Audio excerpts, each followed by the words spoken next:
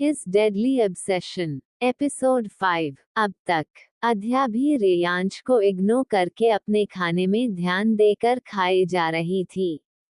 उसे बहुत जोरों की भूख लगी थी क्योंकि वो सुबह से भूखी थी, इसलिए इन चीजों के बारे में ना सोचकर पहले अपने पेट को भर रही थी। वो जल्द से जल्द यहाँ से जाना चाहती थी। कुछ देर बाद सभी वहाँ से निकलते हैं। रेयांश उनको घर ड्रॉप करके वहाँ से निकल जाता है।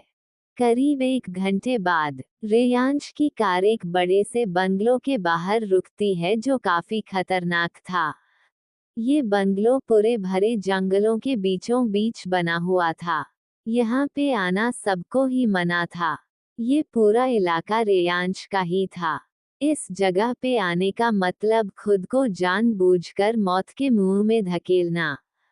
रेयांश जैसे ही अंदर जाता है उसे किसी की चीखने चिल्लाने की आवाजें आती है, जिसे सुनकर उसके फेस में सुकून वाली डेविल स्माइल आ जाती है। वो अपने कदम उस तरफ बढ़ा देता है जहां पर अब आगे 3 लड़कों जो करीब 26 या 27 के होंगे उनको टॉर्चर किया जा रहा था। उन तीनों लड़कों की हालत बहुत ही खराब थी। रेयांश को देखकर एक लड़का उसके पास आता है जो रेयांश की ही उम्र का होगा। वो लड़का रेयांश के पास आकर उससे बोलता है, रेयांश यार अब क्या करना है, इनका इन बेचारों की हालत तो मरने जैसी हो गई है, क्या अब इन्हें बंद कर दे टॉर्चर करना। उस लड़के की बातों को सुनकर रेयांश अपने रूड वॉइस में बोलता है, विहान लगता है तुम्हें ट्रेनिंग की जरूरत है क्योंकि आजकल तुम्हें सब पर बहुत ही रहम आने लगा है। क्यों ना तुम। रेयांश ने अभी इतना ही बोला था कि बीच में ही विहान जल्दी से बोलता है, नहीं बिल्कुल भी नहीं, मुझे ट्रेनिंग की जरूरत नहीं है समझे।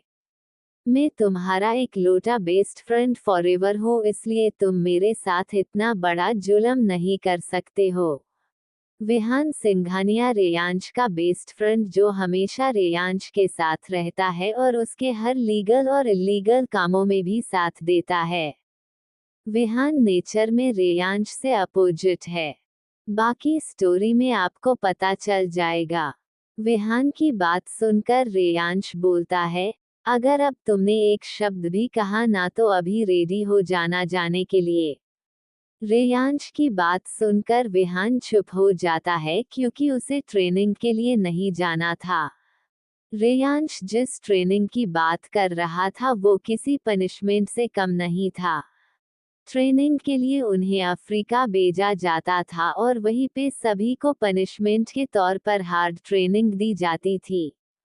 इसलिए विहान वहां पे जाना नहीं चाहता था। एक तो वहां की गर्मी, ऊपर से सख्त ट्रेनिंग। रेयांश विहान को इग्नोर करके उन लड़कों के पास जाता है, फिर एक के बालों को खींचते हुए गुस्से से चिल्लाकर बोलता है, तुम लोगों हिम्मत कैसे हुई उस पर अपनी गंदी नजर डालने की जिस पर मुझे उसके भाई का भी देखना पसंद नहीं होता है, उस पर तुम लोगों ने गंदी नजर डाली। फिर अपने सर को किसी साइको की तरह टेढ़ा करके बोलता है, इसकी सजा तो तुम्हें मिलेगी ही न। इतना बोलकर रेयांश उस लड़के के बालों को एक झटके में छोड़ देता है, फिर बॉडीगार्ड्स को इशारा करते हुए बोलता है, इन्हें तब तक टॉर्चर करो जब तक इनकी बॉडी में जान है। वही वो लड़के रेयांश की बातों को सुनकर डर जाते हैं। भले ही वो तीनों लड़के रेयांश से बड़े थे लेकिन इस वक्त उन्हें भी बहुत डर लग रहा था रेयांश से। वो सभी रोते हुए रेयांश से माफी मांगने लगते हैं लेकिन रेयांश उन सभी को इग्नोर कर देता है और वहां से निकल जाता है। रेयांश के पीछे पीछे विहान भी चला जाता है। कुछ ही देर में वहां पे लड़कों के चीखने चिल्लाने की आवाजें आने लगती है जो वक्त के साथ और भी तेज हो रही है। बॉडीगार्ड्स उन लड़कों को टॉर्चर करने लगते हैं। बाहर आने के बाद रेयांश अपने कार में बैठा है और जैसे ही कार स्टार्ट करने को होता है तभी एक डोर की आवाज आती है जो विहान की थी, रुको रुको मैं अभी आना बाकी हूँ।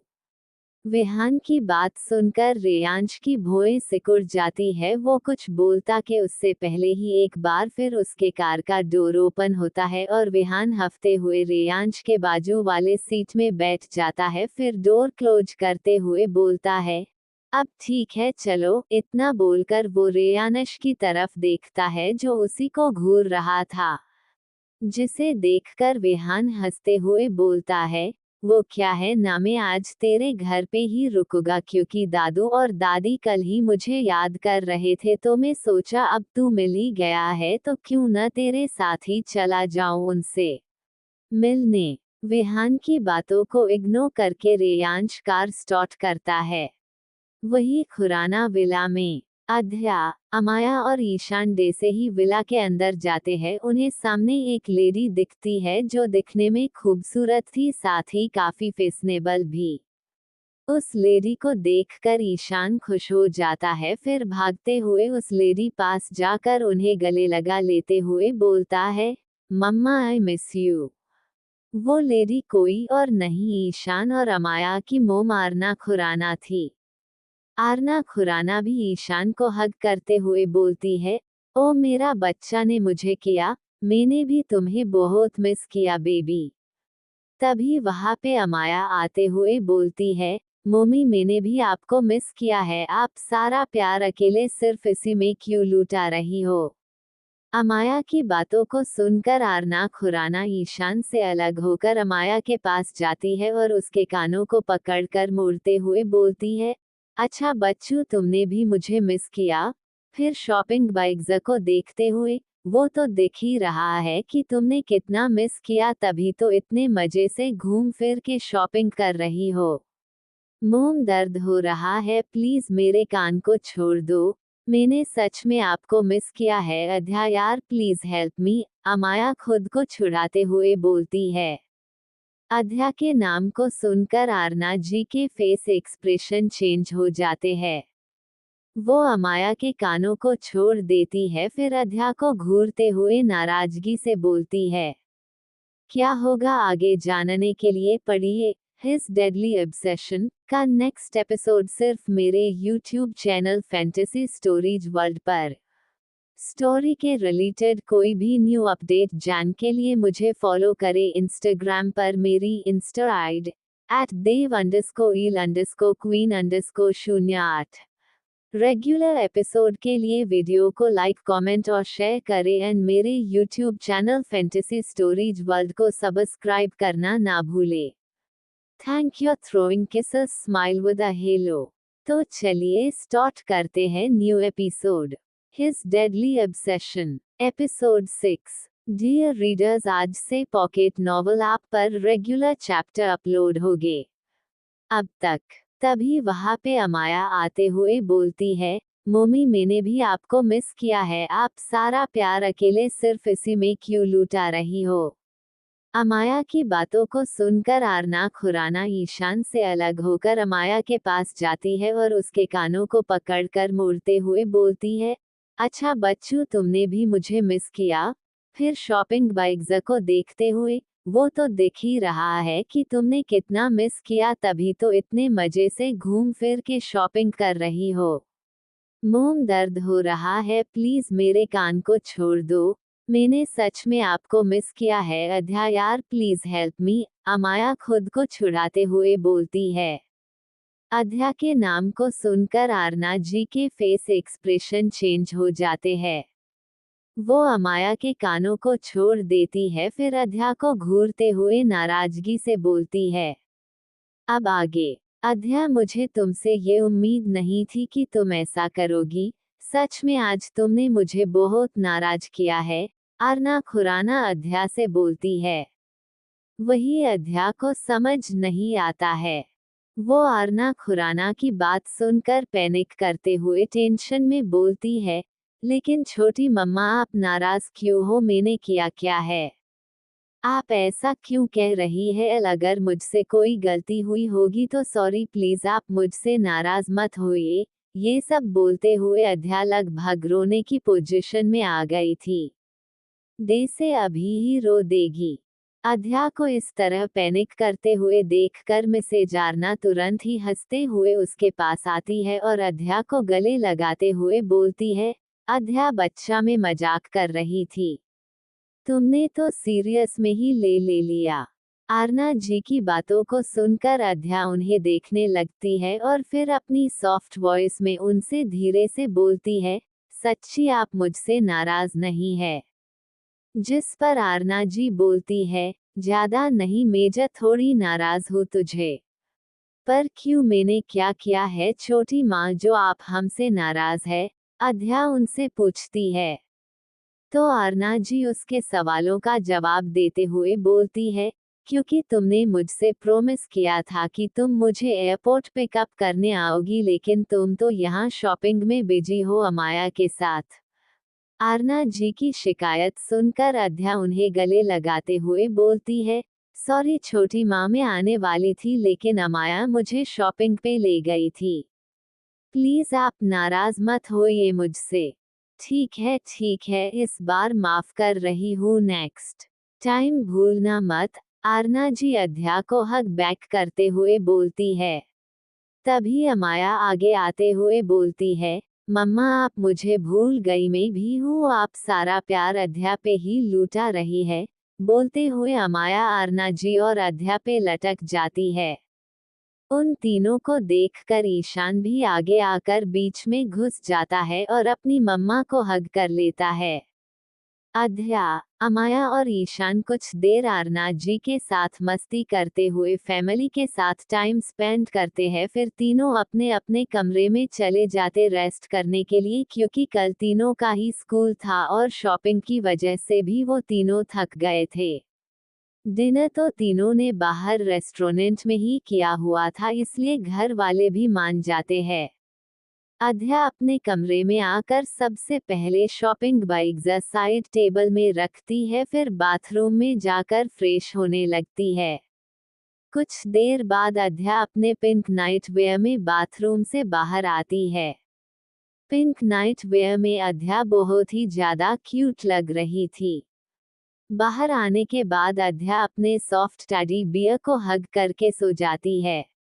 नेक्स्ट मॉर्निंग अध्या सुबह 6 बजे उठती है, फिर अपने कमरे से निकलकर बाजू वाले कमरे में जाती है और अमाया को उठाते हुए बोलती है, इमी उठ जा, स्कूल जाना है, जल्दी से रेडी हो जा। अध्या की बातों को सुनकर अमाया अपने फेस को पिल्लों में छुपाते हुए बोलती है, अध्या यार अभी तो टाइम है, सोने देना थोड़ी देर और। अमाया की बातों को सुनकर अध्या पिलो को हटाते हुए बोलती है, नहीं बिल्कुल भी नहीं, तू उठ अब, रोज रोज तू यही बोलकर लेट करती है। तेरे साथ साथ मुझे भी दांत सुनना पड़ता है, इसलिए आज कोई भी बहाना नहीं चलेगा। ठीक, तू जा, मैं रेडी होती ही अमाया अध्या से बोलती है। तो अध्या उसे अपनी आंखें दिखाते हुए बोलती है, नहीं पहले तू बाथरूम में जा फ्रेश होने के लिए, तब मैं जाऊंगी। अध्या की बातें सुनकर अमाया खुन्नस में अध्या को घूरते हुए बाथरूम में चली जाती है। उसके जाने के बाद भी अध्या कमरे से बाहर नहीं जाती है, वही खड़ी होकर बाथरूम के डोर को घूरती है। 2-3 मिनट ही हुए होंगे कि बाथरूम का दरवाजा धीरे से खुलता है और अमाया अपने फेस को बाहर निकालकर बाहर झांकती है। तो उसे अपने सामने अध्या खड़ी दिखती है, जो उसे ही घूर रही थी। जिसे देखकर अमाया सकपका जाती है और बाहर आकर अपने वार्डरोब के पास जाकर अपनी स्कूल यूनिफॉर्म निकालते हुए बोलती है, तुम जैसा सोच रही हो वैसा कुछ भी नहीं है, मैं तो बस अपनी यूनिफॉर्म लेने आई थी, मेरा फिर से सोने का कोई इरादा नहीं था, समझी। इतना बोलकर अमाया अपनी स्कूल यूनिफॉर्म लेकर सीधे बाथरूम में भाग जाती है। उसके बाद अध्या भी अपने सर को हिलाते हुए बोलती है, इसका कुछ नहीं हो सकता। फिर वो भी अपने कमरे में आ जाती है रेडी होने के लिए। 40 घंटे बाद अध्या, अमाया और ईशान नीचे आते हैं। अध्या और अमाया दोनों ने व्हाइट शर्ट और ब्लैक स्कर्ट के साथ ब्लैक कलर का कोट पहनी हुई थी। वही ईशान ने भी same white shirt black pant के साथ ब्लैक कोट पहना हुआ था। बाकी सभी सेम जो स्कूल यूनिफॉर्म में होता है, टाई, आई कार्ड, सभी स्कूल यूनिफॉर्म के मैचिंग के थे।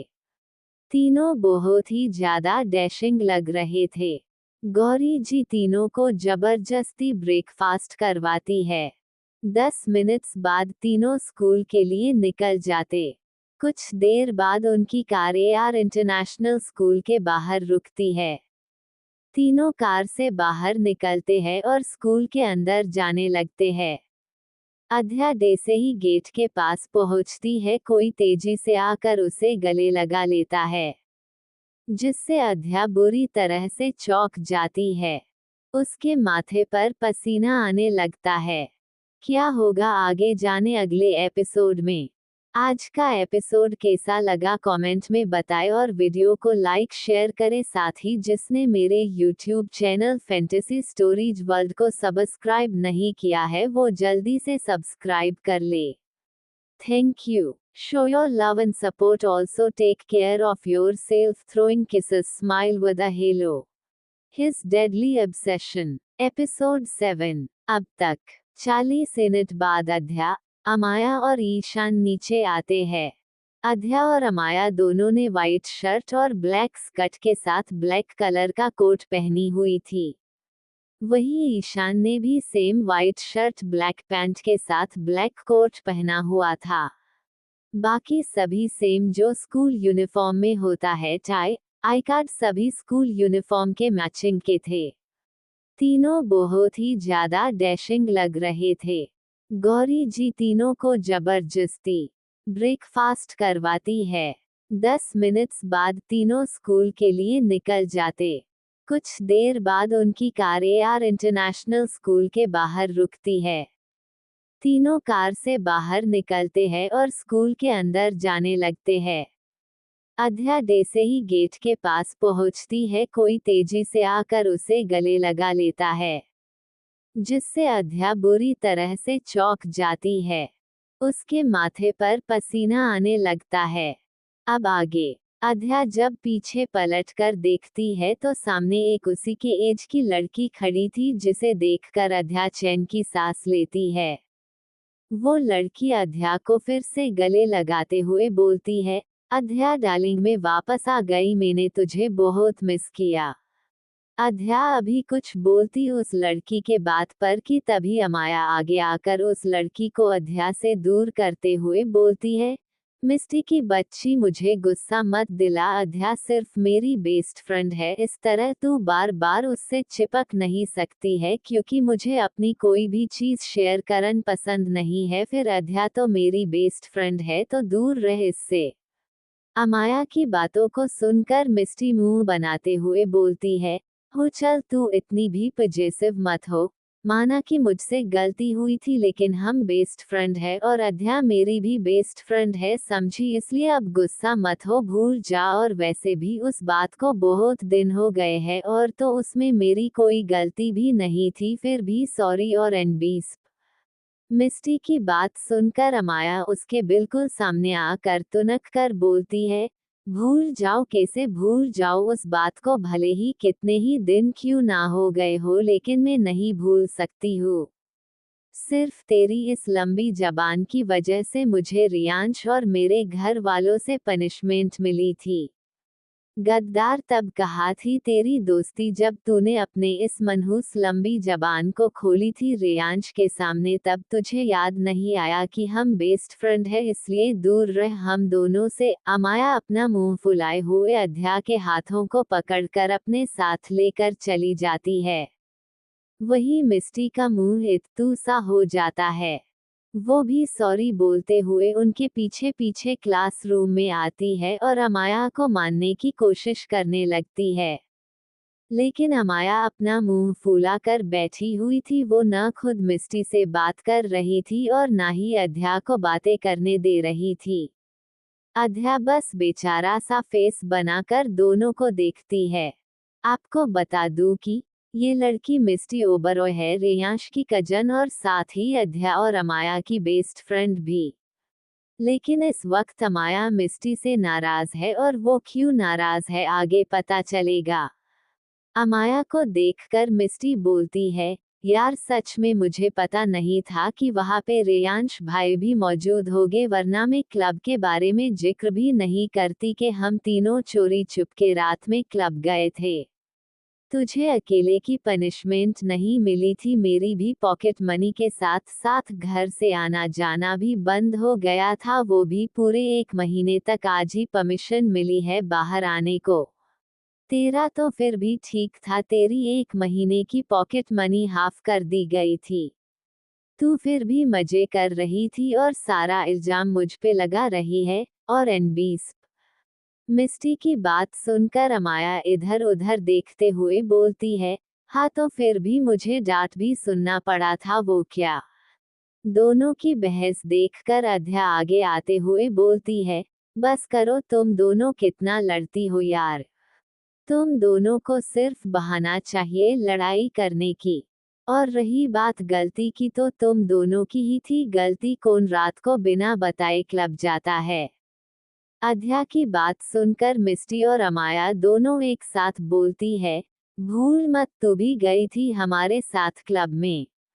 अध्या दोनों को घूरती है और फिर अपनी आंखें सिकुड़कर बोलती है, मैं गई नहीं थी, वो तुम दोनों थे जिन्होंने मुझे जबरदस्ती अपने साथ क्लब लेकर गए थे। मैं तो माना ही कर रही थी, बिना वजह मुझे भी पनिशमेंट मिली थी। अध्या की बातों को सुनकर अमाया बोलती है, अच्छा और कब मिली तुझे पनिशमेंट, मुझे तो नहीं दिखा, तेरी तो पॉकेट मनी भी नहीं कटी थी, तो फिर कौन सा पनिशमेंट। और एनबीस अमाया की बातों को सुनकर अध्या बोलती है, वो उस खड़ूस एकड़ू डेविल को लग रहा था, मैं सबको लेकर गई थी क्लब में, तो उसने मुझे बहुत सारा लिखने को दे दिया था पनिशमेंट की तौर पे। और एनबीस अध्या की बात सुनकर अमाया बोलती है, यार अध्या, रेयांश के बारे में ऐसा मत बोल, वो बहुत ही ज्यादा स्वीट है। और एनबीस तभी टीचर क्लास में आ जाती है, तो सभी का फोकस उन पर चला जाता है। तीनों अपनी लड़ाई भूलकर लेक्चर अटेंड करने लगती है। वहीं दूसरी तरफ ओबरॉय विला में रेयांश अभी शॉवर लेकर बाथरूम से बाहर आया ही था कि तभी उसके कमरे का डोर ओपन होता है और विहान अंदर आता है, जिसे देखकर रेयांश उसे इग्नोर कर देता है और अपने शर्ट के बटन्स लगाने लगता है। ये देखकर विहान का मुंह बन जाता है, वो कुछ बोलता कि तभी उसकी नजर रेयांश के चेस्ट के पास पड़ती है, जहां पर हल्के खरोच के निशान थे, जिसे देखकर विहान की आंखें बड़ी हो जाती है। वो भागते हुए जल्दी से रेयांश के पास आता है और उसके शर्ट को साइड करते हुए अपने शॉक्ड वॉइस में रेयांश से पूछता है, रेयांश, ये तेरे चेस्ट पे ये निशान कैसे है, सच सच बता कहीं। बाकी का नेक्स्ट चैप्टर में। लाइक, कमेंट और शेयर करें एंड मेरे यूट्यूब चैनल को सब्सक्राइब करना ना भूले। Thank you. Thanks for watching Throwing Kisses Smile with a Halo. Show your love and support, also take care of yourself. Throwing Kisses Smile with a Halo.